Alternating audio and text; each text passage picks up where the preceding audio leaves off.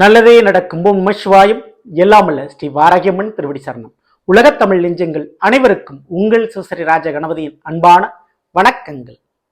இன்றைய பதிவில் மிதுன ராசியில் பிறந்த நண்பர்களே, எதிர்ப்பும் எதிர்பார்ப்பும் ஏமாற்றமும் இனி இல்லை.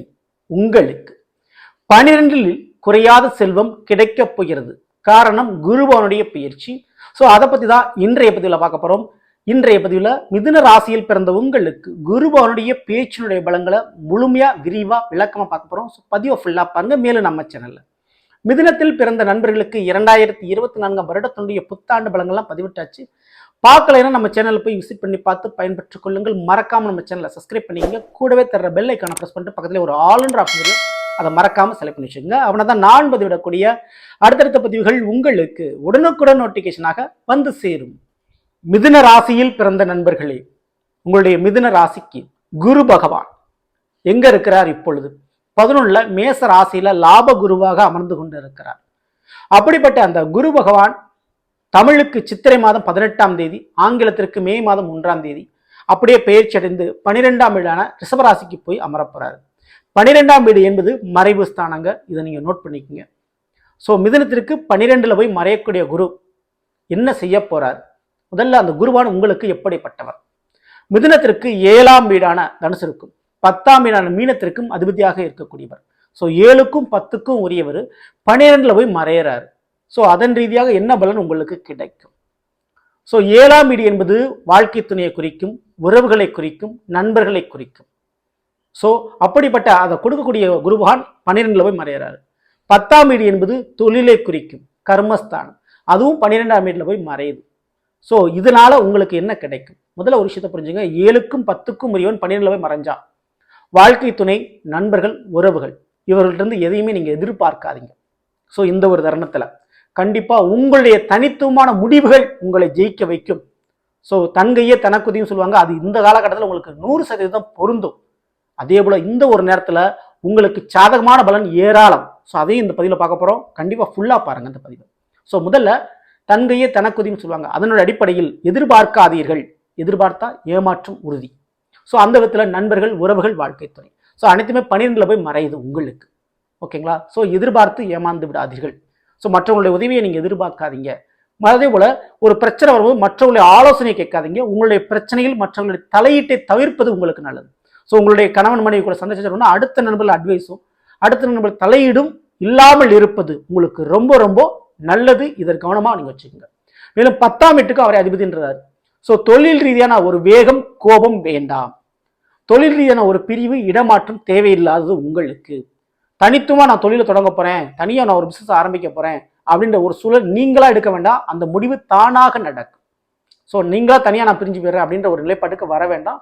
அது தானாக நடக்க ஆரம்பிக்கும். தொழிலான மாற்றமும் ஏற்பட வாய்ப்புகள் அதிகமாக இருக்குது. ஆனால் புதிய முதலீடு, அதிகமான இன்வெஸ்ட்மெண்ட் இப்போதைக்கு பண்ணாதீங்க. ஸோ இந்த 2 விஷயத்துல கொஞ்சம் கவனத்தோடு இருக்குங்க. ஸோ இது கொஞ்சம் கெடுபலன்னு சொல்லிக்கலாம். ஆனால் நல்ல விதமான யோக பலனும் அதிர்ஷ்ட பலனும் காத்து கொண்டிருக்கிறது உங்களுக்கு. ஏன்னா எந்தெந்த விஷயத்துல, ஏன்னா எந்த ஒரு கிரகமும் முழுமையான கெட்டதையும் செய்யாது, முழுமையான நல்லதும் செய்யாது. ஸோ அப்படி குருவான் உங்களை எச்சரிப்பது இந்த 2 விஷயத்துல. அதுவே நல்ல யோகத்தை கொடுப்பது எந்த விஷயத்தில்? நான் முதல்ல சொன்ன மாதிரி எதிர்ப்பு இனி இல்லை. எந்தெந்த விஷயத்துல? குருவான் இருக்கின்ற இடத்தை விட பார்க்கின்ற இடத்திற்கு பலனை அள்ளி கொடுப்பார். அதன் வழியில குருவானுக்கு 5, 7, 9 இந்த பார்வை பலன் இருக்குது. ஸோ ஃபர்ஸ்ட் 12ல் இருக்கக்கூடியவர் 5ஆம் பார்வையா 4ஆம் வீட்டை கன்னியை பார்க்கிறாரு. ஸோ மிதுனத்திற்கு 4ஆம் வீடுன்றது கன்னி. அந்த 4ல் ஆல்ரெடி கேதுவன் வந்திருக்கிறாரு. ஸோ அதனால எதிர்ப்புகள் இல்லை. எந்த விஷயத்துல? கல்வி விஷயத்துல. நீங்க படிக்கணுன்ற விஷயத்துல எதிர்ப்பு இனி கிடையாது. படிப்புல ஜெயிச்சு காட்டிடுவீங்க. தோல்வி கிடையாது. வைத்த அறியெல்லாம் சரி பண்ணிடுவீங்க. 2வது, வீடு கட்டுறது, வாங்குறது விஷயத்திற்கு எதிர்ப்புகள் கிடையாது, போட்டிகள் கிடையாது, சொத்து பிரச்சனை கிடையாது. சொத்து ரீதியா இருந்ததை வம்பு வழக்கு பிரச்சனை தீர்ந்து போயிடும். ஸோ அதுல எதிரிகளும் எதிர்ப்பும் இனி இல்லை. இதுக்கு அடுத்த விஷயம், வண்டி வாகனம் வாங்குறதுக்கு யோகம் இருக்குது. வீட்டுல செல்லப்பிராணி வளர்க்கறதுக்கு யோகம் இருக்குது. மேலும் பத்திரங்கள், ஒப்பந்தங்கள், புதிய சர்டிபிகேட் இதெல்லாம் உங்களுடைய கைகளுக்கு வந்து சேரும். பத்திர வில்லங்கங்கள் சரியாகும். தாய் மற்றும் தாய்வழி உறவுகளிடமிருந்து எதிர்த்த எதிர்ப்புகளும் விரோதிகளும் இனி நல்லவர்களாக உங்கள் பக்கம் சாதகமாக மாறுவார்கள். அதே போல திருடு போன தொழில், திருடு போன பொருள் அல்லது உங்கள் மீது சுமத்தப்பட்ட திருட்டுப்பட்ட, ஸோ இவை அனைத்தும் மாறுபடும். ஸோ திருடு போன பொருளாக இருக்கட்டும், உங்கள் மீது சுமத்தப்பட்ட பழியாக இருக்கட்டும், அதெல்லாம் மாறுபடும் இந்த ஒரு தருணத்தில். ஸோ அதனால எதிரிகளும் எதிர்ப்பும் இந்த விஷயத்துலலாம் இருக்காது. இதற்கு அடுத்து குருவானுடைய நேரடி 7ஆம் பார்வை என்பது விருச்சிகத்தில் பதியுது. உங்களுடைய மிதுனத்திற்கு அது 6ஆம் வீடு. ஸோ 6ஆம் வீடு என்பது வேலையை குறிக்கும். வேலை ரீதியாக இருந்த எதிரிகள் துரோகிகள் இனி இருக்க மாட்டார்கள். ஸோ வேலை ரீதியாக இருந்த எதிர்ப்பு இனி இல்லை. இந்த வேலைக்கு நீங்கள் சரியில்லை, உங்கள் வேலைக்கு போட்டியாக இருந்தவங்க விலகிடுவாங்க. ஸோ வேலையில் ஒரு நிம்மதி கிடைக்கும். அதே போல் கடன் வாங்குவதில் ஒரு கவர்மெண்ட்லேருந்து ஒரு லோன் எதிர்பார்க்குறீங்க, பேங்க்லேருந்து ஒரு லோன் எதிர்பார்க்குறீங்கன்னா அந்த லோன் தடையின்றி உங்களுக்கு கிடைக்கும். ஓகேங்களா? ஸோ வேலையில் மற்றும் கடன் வாங்குற விஷயத்தில் நன்மை உங்களுக்கு நடக்கும். எதிர்பார்த்த விஷயம் நடக்க போகுது. ஓகேங்களா? ஸோ மேலும் துரோகிகளும் விரோதிகளும் இனிமேல் கண்ணுக்கு தெரிவார்கள். யார் இந்த வேலையை பார்த்தா, யார் உங்களுக்கு பிரச்சனையை கொடுக்குறா அப்படின்றது இதுவரை தெரியாமல் இருந்த உங்களுக்கு இனி அவர்கள் தெரிய வருவார்கள். ஓகேங்களா? ஸோ இதற்கு அடுத்து குருவனுடைய 9ஆம் பார்வை 8ஆம் வீடான மகரத்தில் பதியுது.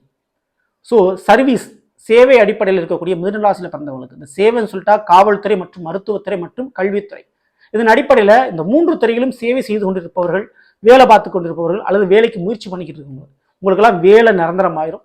ஏற்கனவே வேலை பார்த்துட்டு இருக்கவங்களுக்கு நீங்கள் எதிர்பார்த்த இடமாற்றமும் அல்லது சம்பள உயர்வோ ப்ரொமோஷனும் நிச்சயமான முறையில் கிடைக்கும். மேலும் மிதுன ராசியில் பிறந்தவங்களுக்கு வெளிநாடு யோக வாய்ப்புகள் கண்டிப்பாக அமையக்கூடிய வாய்ப்பு உண்டு. மறைமுகமான வேலை தொழிலால் நிறைவான ஒரு லாபம் கிடைக்கும். அதுக்கு இங்கே யோகம் அதிகமாக இருக்கு. ஏன்னா 12ல் குருவான் மறைந்திருக்கிறார். தனக்காரகன் குரு பகவான் 12ல் போய் அமர்ந்திருக்கிறாரு. அவருடைய 9ஆம் பார்வை 8ஆம் வீட்டில் பதியுது, மகரத்தில் பதியுது.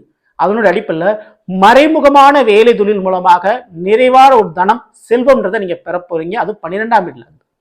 ஸோ யாருக்கும் தெரியாத செய்யக்கூடிய ஒரு வேலை தொழில் மூலமாக எதிர்பார்க்க லாபங்கள் கிடைக்கும்.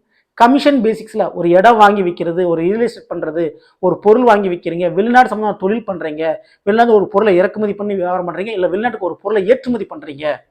ஸோ இப்படிப்பட்ட தொழில் பண்ணி கொண்டிருக்கக்கூடிய மிதுன ராசியில் பிறந்தவங்களுக்கு அதுல எதிர்பார்க்காத லாபங்கள் கிடைக்கும். ஸோ 12ல் தனக்காரகன் மறைந்தாலும் இந்த 8ஆம் வீடான பணபரஸ்தானத்தையும் இந்த குருவான் பார்த்து விடுவதால் கண்டிப்பா மறைவான தொழிலால் நிறைவான தன லாபத்தை நீங்கள் பெறுவீர்கள். அதே போல சேவை அடிப்படையில் செய்யக்கூடிய தொழிலும் உங்களுக்கு நல்ல ஒரு லாபங்கள் கிடைக்கும். அரசியல் செல்வாக்கு அல்லது சினிமா போன்ற வாய்ப்புகளும் பெறப்போகிறீர்கள். அதற்குள்ள யோக வாய்ப்புகளும் இங்கே உண்டு.